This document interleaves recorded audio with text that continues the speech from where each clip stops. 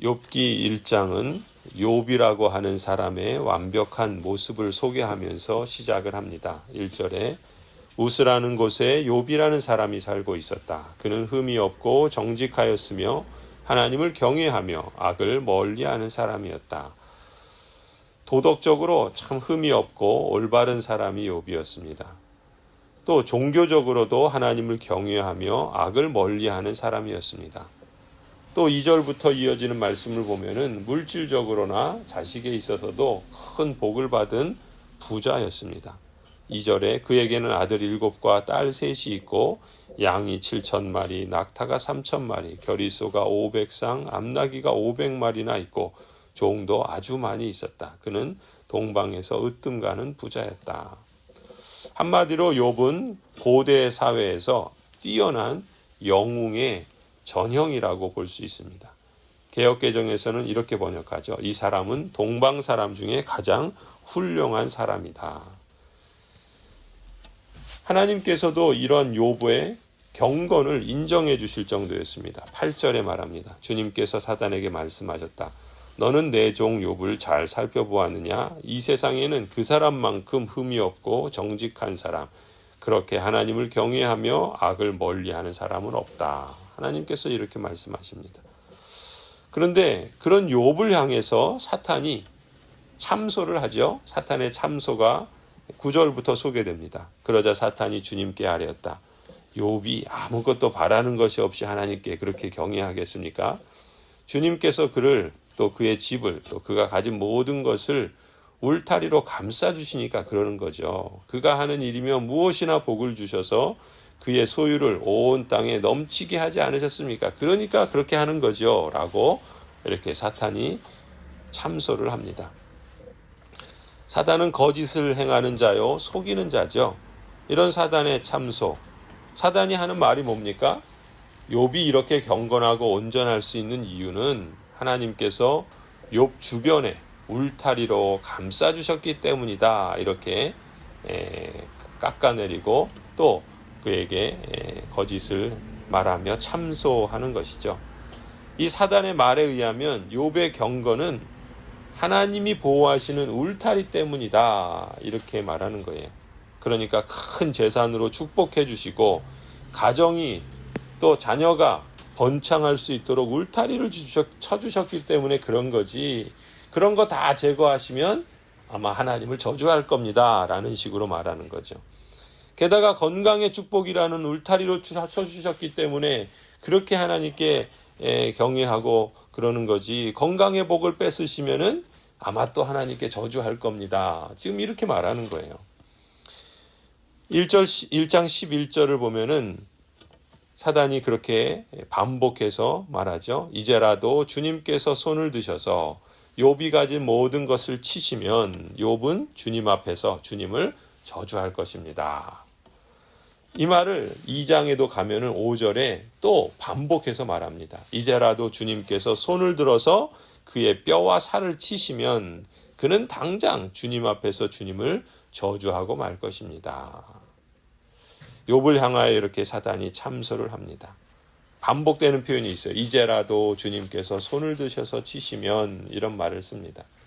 그러니까 하나님께서 욥에게 허락하신 여러 울타리들을 쳐서 거두시면 욥의 온전함이나 그 경건은 이제 아무런 보호장치가 없이 노출되기 때문에 그 실효성을 상실할 것이라는 그런 주장이죠.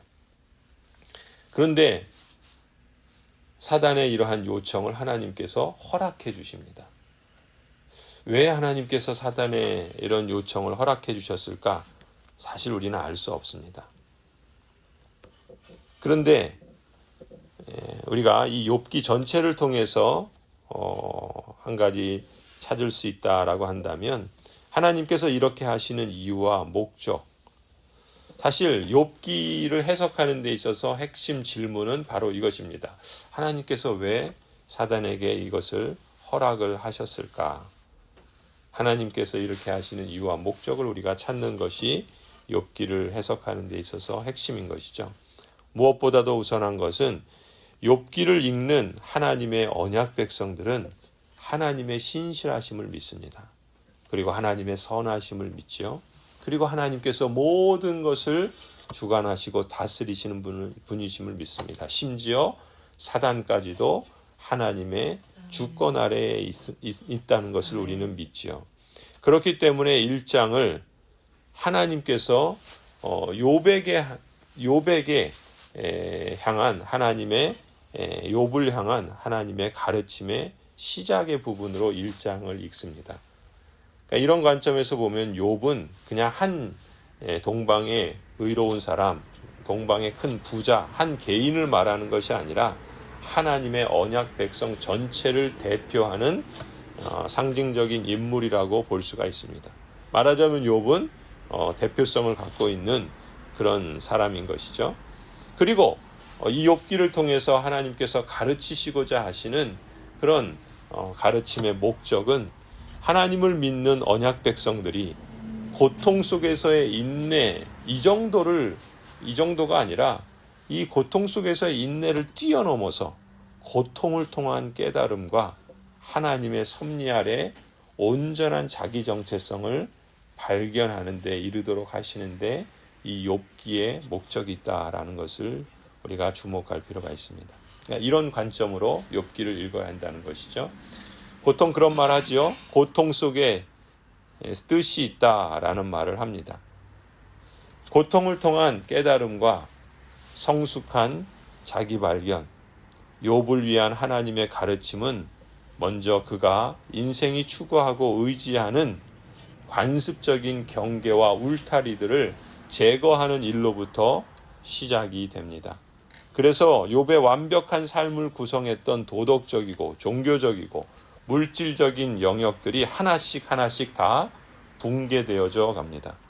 제일 먼저 하나님께서는 사단에게 허락하셔서 욥으로부터 그의 울타리를 무장 해제시키는 것은 물질적인 소유였습니다. 처음에는 욥의 가축들과 종들을 빼앗아 갑니다. 그리고 그 다음에는 욥의 자녀들을 빼앗아 가죠. 그리고는 욥 자신의 건강까지도 잃게 합니다. 욥의 모든 이 땅에서의 그가 의지하던 울타리들을 하나씩 벗겨갑니다. 어쩌면 인생이 그런지도 모르겠습니다. 인생을 살아가면서 인생 여정 속에서 쌓아왔던 것들, 그런 것들을 하나씩 잃게 됩니다. 소유한 것도 잃게 되고 자녀들도 잃게 되고 건강도 잃게 됩니다. 인생에 그 울타리 쳐진 것들이 하나씩 벗겨질 때 그 인생은 과연 무엇을 진짜 의지하고 있는지, 무엇을 진짜 주님으로 삼고 살았는지를 드러내게 될 것입니다. 이같이 욥을 둘러싸고 있는 물질적인 복과 건강의 복과 자녀의 복, 그리고 그 모든 욥을 둘러치고 있던 울타리들이 제거되지만 아직 하나는 남아있죠. 그의 신앙, 그리고 그가 가졌던 종교적인 울타리들, 그의 직분, 그의 그 신앙적 열심, 그의 과거에 행했던 일들이 아직은 제거되지 않고 그것 하나는 붙잡고 지키고 있습니다.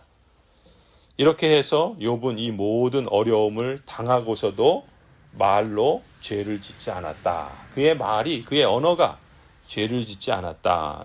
이제 2장에 가면 그렇게 표현합니다. 그런데 이제 3장에 가면 어떻게 됩니까? 이제 3장부터는 욥이 혼자 하는 말이 나와요. 독백이라 그러죠. 이 욥의 독백으로부터 이제 세 친구와의 기나긴 대화의 여정이 시작이 됩니다. 이제 욥으로 하여금 그에게 남아있는 마지막 그 신앙의 울타리, 그 종교의 울타리까지도 완전히 다 허물어져 갑니다. 그때 욥에게 남는 것이 과연 무엇일까? 그것을 우리는 욥기를 통해서 보게 되는 것입니다. 이렇게 욥기 42장 전체 이야기는 욥이라고 하는 한 사람이 아니라 그 욥이 상징하고 대표하는 하나님의 언약 백성, 그건 한 사람 모두를 다 포함하겠죠. 그 언약 백성의 삶을 울타리 치고 있는 것들이 하나씩 이뤄져 갈 때, 그리고 신앙과 그 종교적 그 울타리만 하나 남고 그나마 그마저도 또 붕괴되어져 갈 때, 해체되어져 갈 때, 그 과정들을 이제 욥기 전체는 42장에 걸쳐서 길게 소개하고 있는 것입니다. 그런데 그 42장 전체에서 이제 38장부터 전개되는 결론 부분을 우리가 앞으로 보게 될 것이지만, 거기서부터는 이 모든 것들이 해체되고 나서 그에게 남아있는 것이 도대체 뭘까라는 걸 보는 거예요. 아무것도 없어요. 그리고 나서 하나님께서 그를 재건하십니다. 그의 실체가 무엇이었고 또 그가 어떤 사람이었는가라는 것을 하나님 앞에서 이제 제대로 다시금 재건하시는 것을 보게 됩니다. 그 과정을 우리는 욥기를 통해서 보게 될 것입니다.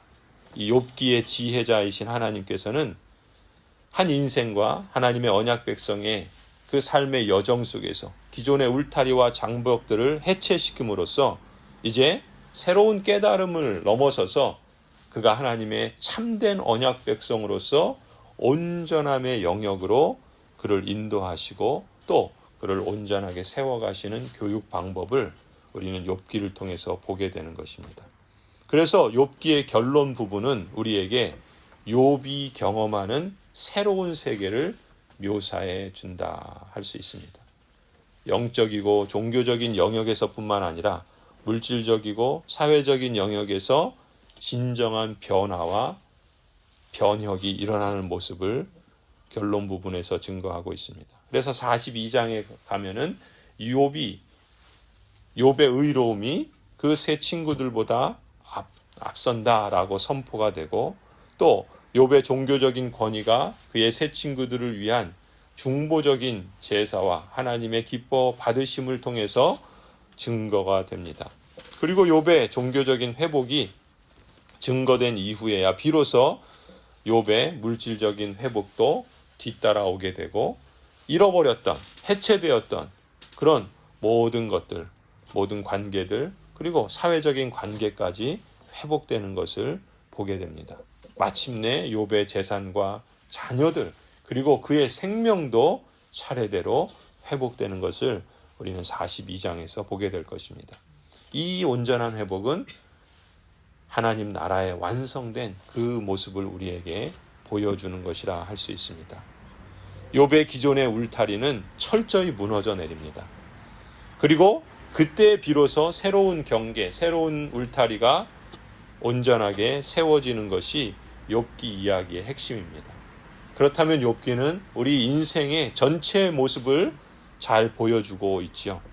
그렇다면 우리 인생 여정 속에서 우리는 무엇을 추구하고 있고 또 진정 하나님 앞에서 우리의 경건의 그 내용은 무엇인가라는 것들을 점검하게 합니다. 그리고 궁극적으로 우리가 소망하고 우리가 바라봐야 할 것이 진정 완전한 하나님의 나라인가, 또 그것을 우리로 더욱더 갈망하게 하는 것이죠. 오늘 하나님의 언약 백성으로서 여러분의 삶의 정황에서, 우리 개인의 삶의 정황에서, 또 교회라고 하는 언약 백성의 공동체의 역사 속에서 어떤 위기들을 만납니다. 어떤 여러 가지 어려움들을 만나요. 어떤 울타리들, 그 울타리들이 하나씩 벗겨져 나가고 해체되어지는 그런 경험들을 하게 됩니다. 그때 거기에서 우리가 주목해야 할 것은, 우리가 마음을 쏟아야 할 것은 하나님이 두신 목적이 무엇이고 하나님의 섭리를 우리는 발견하고자 해야 할 것입니다. 그 붙잡고 있는 것에 연연하고 있으면 하나님의 섭리를 보지 못해요. 하나님의 목적을 찾지 못합니다. 결국 그리고 그 인생은 망하게 될 것입니다. 그러나 우리의 초점을 거기에 두는 것이 아니라 하나님께 둔다면 하나님이 어떤 분이시고 하나님은 진정 이제까지 알던 그 차원의 하나님이 아니라 크고 높으신 하나님을 경외하게 될 것이며, 그때 비로소 하나님께서는 우리 안에 온전한 회복의 과정들을 통해서 여러 관계 속에서 진정한 샬롬을 회복하시고 온전케 하시고 완성하실 것입니다. 하나님은 그 과정을 통해서 그 기존의 울타리와 장벽들이 아무것도 아니었다라는 것을 해체를 통해서 알게 하실 뿐만 아니라 새로운 세계를, 완전한 하나님의 나라를 온전하고 성숙한 세계로 우리에게 보여주시고 또 그것을 완성하시며 우리를 그 복된 나라로 인도해 주실 것입니다. 이 욥기를 통해서 우리 인생 전체를 한번 볼 수 있으면 좋겠습니다. 그리고 그 인생 전체를 통해서 하나님께서 일하시는 섭리를 보고 우리를 향하신 하나님의 목적을 볼 때 오늘 하루하루의 삶을 우리는 어떻게 하나님께 응답하며 살아갈 것인가. 그야말로 영원에 잇대어 살아가는 복된 인생.